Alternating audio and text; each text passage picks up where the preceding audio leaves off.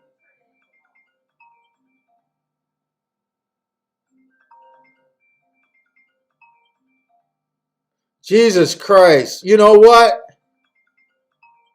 I put that bet in too early or I misread everything.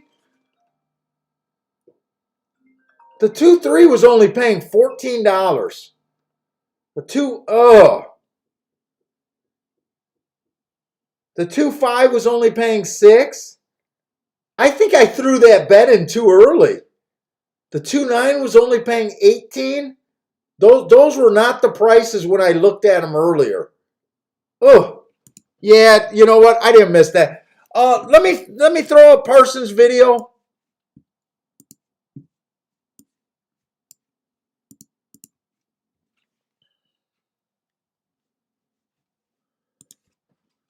A video of the horse breezing here.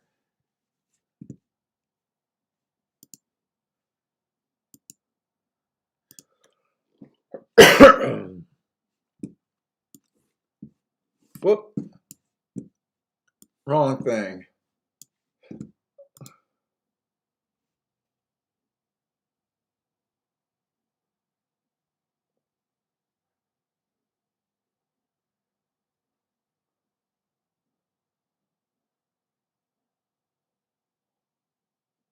I don't know if that's a good time or what, but it looked okay to me.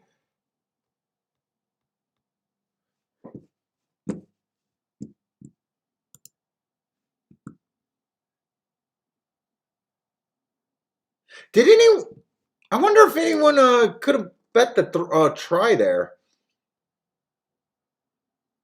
But anyways, guys, that's it for me. Like I said, if you guys are interested in the marks this weekend, email me, let me know. But anyways, if you guys keep playing tonight, good luck. I'll be back Thursday and Friday. Good luck over the weekend. Stay safe out there and hope to see you then. Take it easy, everybody.